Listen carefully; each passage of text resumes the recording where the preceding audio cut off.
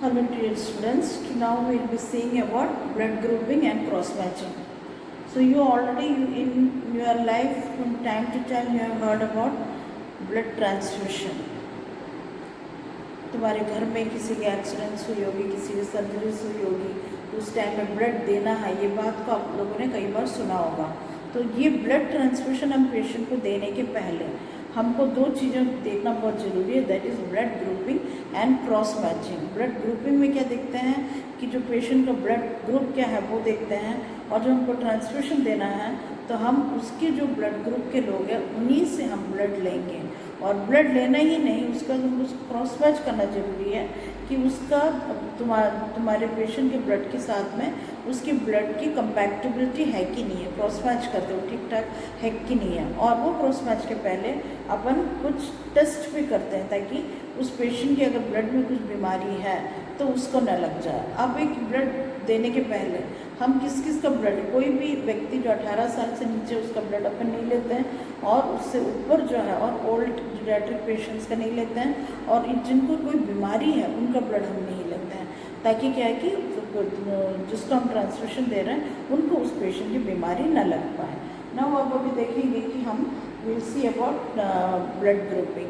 1901 Karl Landsteiner था जिन्होंने ये फाइंड आउट किया, ये डिस्कवर किया कि ह्यूमन ब्लड ग्रुप्स, जब ह्यूमन के ब्लड ग्रुप को जब हम मिक्स करते हैं दूसरे दो इंडिविजुअल के साथ में, अगर हम मिक्स करते हैं, सपोज मेरा ब्लड लिए और तुम लोग में किसी का ब्लड लिए, हमने ग्रुपिंग क्रॉस मैचिंग कुछ नहीं किया, और हम जब उनके ब्लड को हम मिक्स करते हैं तो हम देखेंगे क्लम्पिंग होता है। क्लम्पिंग होता है ना, ब्लड पूरा हीमोलाइज्ड हो जाता है, ब्लड पूरा हीमोलाइज्ड रहता है, उसका अंदर का जो हीम पार्ट है, न्यूक्लियस है, सब चीज़ें क्या है कि हीमोलाइज्ड होता है, सब खराब हो जाता है। तो उससे क्या होगा, कंडीशंस ऐसे होते हैं कि सामने वाले की डेथ हो सकती है। तो ये चीज़ को 1901 में कार्ल लैंडस्टेनर ने इस चीज़ को डिस्कवर किया कि हम एक दूसरे के ब्लड को मिक्स नहीं कर सकते, मिक्स करेंगे तो हीमोलाइसिस हो जाता है।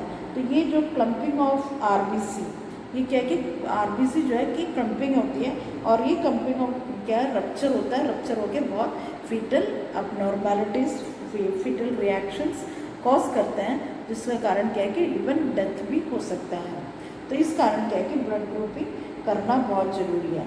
तो ये जो ब्लड ग्रुपिंग है, इस चीज़ को क्या है कि blood international association of blood transfusion, international according to international society of blood transfusion 33 human blood systems है, 33 ह्यूमन ब्लड सिस्टम है।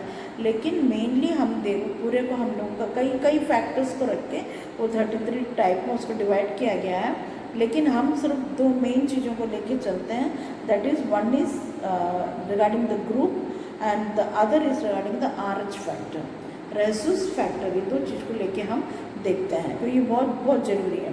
एक्चुअली हमारी बॉडी में जो है इस दो चीज़ को लेके है जो हम जो चलते हैं। तो हमारे दो ब्लड सिस्टम्स को हम देखते हैं, दैट इज़ ABO वाला सिस्टम एंड देन RH वाला सिस्टम। तो हमारे ब्लड में जो है ह्यूमन बींग्स के ब्लड में यूजुअली देयर आर कितना ग्रुप है, चार ग्रुप है, that is A group, ABO system में A group, B group, O group और AB ग्रुप। तो ये डिफ्रेंसिएशन क्यों है, this is because of the genes जो प्रेजेंट रहता है, और जो एंटीसीरम जो जीन्स जो प्रेजेंट रहता है उसके बेसिस पे है जो आरबीसीज को अपन इसका ये डिवाइड करता है। बेसिस दो फैक्टर होता है जो पॉजिटिव एंड नेगेटिव। अब ये पॉजिटिव एंड नेगेटिव, जिसमें एक में सीरम रहता है, एक में एंटीजन रहता है और एक में एंटीजन नहीं रहता। पॉजिटिव में एंटीजन रहता है, नेगेटिव में एंटीजन नहीं रहता है। तो RH नेगेटिव ब्लड कोई भी रिसीव कर सकता है, नेगेटिव ब्लड वाले जो भी है तो मेनली O नेगेटिव। ये सिस्टम बहुत इम्पॉर्टेंट है कि तुम अगर एंटी ए के साथ में ये ग्रुप ब्लड सिर्फ A ग्रुप वाला रिसीव कर सकता है, B ग्रुप वाला सिर्फ B ग्रुप ब्लड को ब्लड दे सकता है। वो ग्रुप में क्योंकि एंटीजन नहीं है, O ग्रुप O भी रिसीव कर सकता है और A ग्रुप और B ग्रुप भी रिसीव करता है, और ये अगर ए बी है तो ए बी ग्रुप ये यूनिवर्सल रेसिपिएंट्स है। ए बी ग्रुप को अपन यूनिवर्सल रेसिपिएंट्स बोलते हैं, क्योंकि ये ए पॉजिटिव ब्लड भी रिसीव कर सकता है, बी पॉजिटिव ब्लड भी रिसीव कर सकता है, ओ भी रिसीव कर सकता है और नेगेटिव ब्लड भी रिसीव कर सकता है। क्योंकि नेगेटिव में क्या है कि वहाँ पे एंटीजन नहीं है तो वो कोई रिएक्शन शो नहीं करेगा, तो इसलिए क्या है कि जो नेगेटिव वाले ब्लड भी इन लोग रिसीव कर सकते हैं। लेकिन अगर किसी पेशेंट का ब्लड अगर नेगेटिव है, ओ नेगेटिव है सपोज, और वो इज ए यूनिवर्सल डोनर, वो सबको डोनेट करता है, लेकिन किसी का ले नहीं सकता, क्योंकि अगर किसी का लेगा तो ओ में एंटीजन नहीं है और दूसरे में क्या कि एंटीजन है, तो वो उसके बॉडी में आके क्या होगा, रिएक्शन होगा, इनकम्पैक्टेबल रहेगा और ब्लड हिमोलाइज हो जाएगा। तो इस कारण क्या O negative they are universal donors, O negative कोई भी रिसीव कर सकता है, किसी को कोई रिएक्शन नहीं होगा, तो O negative is universal donors हैं। And A B negative is universal recipient, A B positive is universal recipient. वो A B blood A group में ए पॉजिटिव भी रिसीव कर सकता है, ए नेगेटिव भी रिसीव कर सकता है, B negative, B positive, O negative, सब चीज़ को वो ओ पॉजिटिव सब चीज़ रिसीव कर सकता है, क्योंकि ओ में ओ नहीं है। तो हैंस क्या है कि इसमें कोई रिएक्शन नहीं होता। तो ये जो कंपैटिबिलिटी फैक्टर, तो इसलिए क्या है कि जो मेन जो दो सिस्टम को हम फॉलो करते हैं, that is APO system and RH factor. तो ये दोनों मिला के हैं जो अपन ए पॉजिटिव ए नेगेटिव करके जो अपन बोलते हैं। और ये यूजुअली जो है ये जो ब्लड फैक्टर जो है इट ट्रांसफर्स डाउन फ्रॉम जब अपने पेरेंट्स के इसमें से जो अपने को मिलता है, जब ब्लड ग्रुप्स हो जाते हैं फादर के साइड से या मदर के साइड से। और यूजुअली जो है कि अगर फर्स्ट जनरेशन में नहीं ट्रांसफ़र होता तो वो सेकंड जनरेशन में ट्रांसफर। देखा गया है कि अगर ग्रैंडफादर अगर ए बी नेगेटिव है या ए नेगेटिव है, बी नेगेटिव है, उनके बच्चे में शायद वो नेगेटिव ग्रुप नहीं आया होगा, लेकिन पक्का उनका जो ग्रैंड चाइल्ड है, उनके बच्चे के बच्चे जो होता है उसमें किसी न किसी को जरूर नेगेटिव ब्लड ग्रुप आएगा, एक न एक को जरूर नेगेटिव वाला आएगा।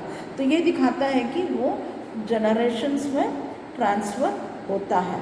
तो जेनेटिक फैक्टर बहुत इम्पोर्टेंट है उसमें।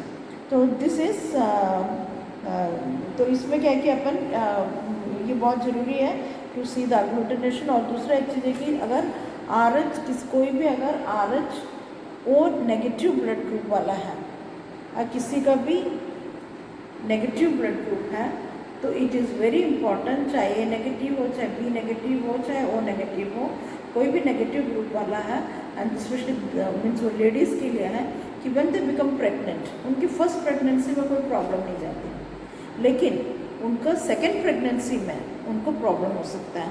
तो इसलिए क्या है कि क्योंकि क्या है कि अगर माँ नेगेटिव ग्रुप की है और वो इस केस में नेगेटिव ग्रुप है, अगर माँ नेगेटिव ग्रुप की है, हो सकता है कि उसका अंदर जो बच्चा है उसका पॉजिटिव ग्रुप होगा। तो क्या होगा कि माँ का ब्लड में ऑटोमेटिकली बच्चे के ब्लड से कुछ ना कुछ पॉजिटिव ब्लड के ट्रेसेस उसके ब्लड में गया होगा। तो इसलिए क्या करते हैं, हीमोलिसिस का चांसेस हैं।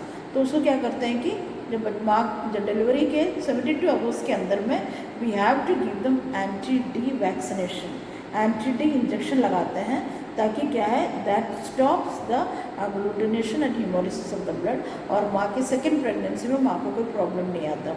नहीं तो क्या होगा, अगर एंटी-डी हम नहीं लगाए हैं तो क्या होगा कि नेक्स्ट प्रेगनेंसी में मदर की कंडीशन, अगर मदर अगेन अगर बच्चा भी नेगेटिव है, माँ भी नेगेटिव, बच्चा भी नेगेटिव, कोई प्रॉब्लम नहीं, लेकिन अगर सेकेंड डिलीवरी में अगर हम नहीं दिए तो सेकेंड डिलीवरी में जाके कंडीशन वर्स्ट हो सकता है, दैट इज़ की फैटल कंडीशंस अराइज हो सकता है। तो इसलिए क्या है कि हमको एक चीज़ देखना बहुत ज़रूरी है। और नेक्स्ट है क्रॉस मैचिंग। जब हम किसी को, this was about blood grouping, लेकिन what is cross matching? Cross matching में क्या है कि जब हम किसी भी को भी हमको जब ब्लड देना है, ब्लड डोनेट करना है, किसी की HP कम है या सर्जरी है या कुछ भी केस में हमको ब्लड ट्रांसफ्यूशन देना, उस टाइम में हम जो पेशेंट है प्लस जो डोनर दे रहा है उनके ब्लड को क्रॉस मैच करते हैं।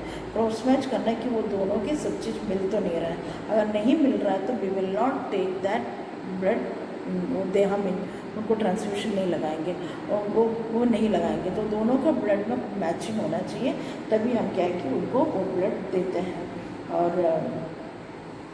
तो इसमें क्या करते हैं कि मेजर क्रॉस मैच में donors blood are mixed with platelet serum के साथ मिक्स करते हैं, और माइनर क्रॉस मैच में donor serum is mixed with donors serum mix करके देखते हैं कि इनका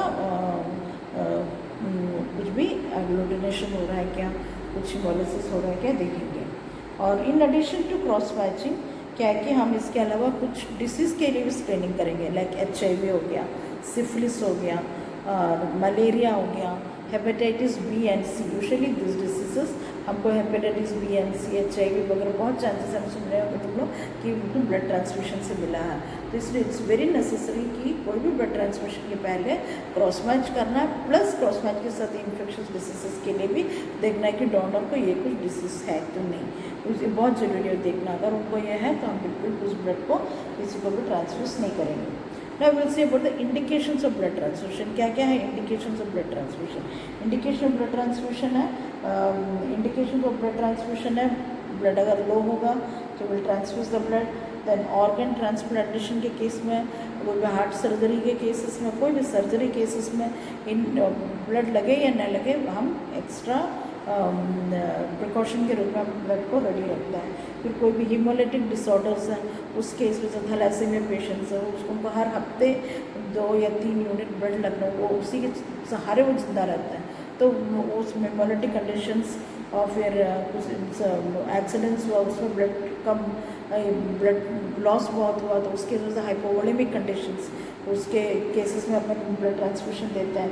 मेडिको लीगल केसेस में जैसे accident cases and all, so this are the indications of blood transfusion.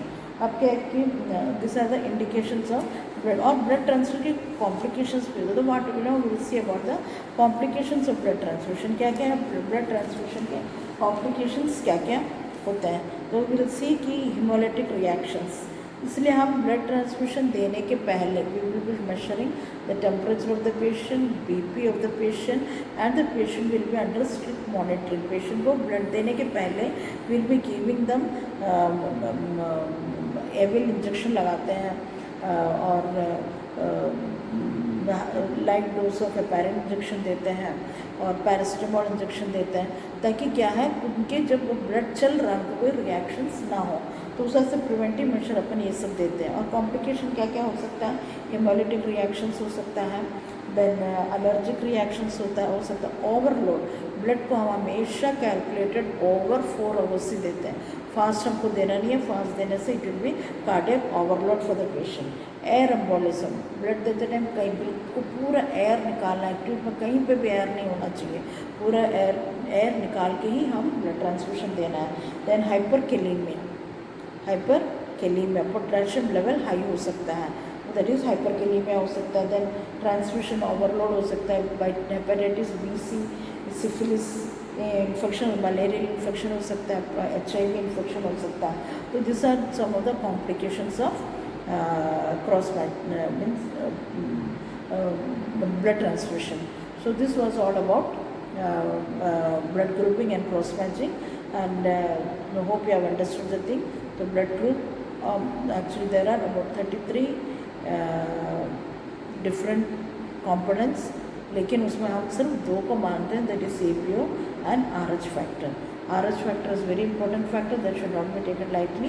Blood groups है AB, O and AB और फिर RH factor positive negative. O is universal donor, AB negative is universal recipient, वो कुछ भी group receive कर सकता है, क्योंकि नेगेटिव में कोई and AB positive is universal recipient, क्योंकि उसमें कोई भी एंटी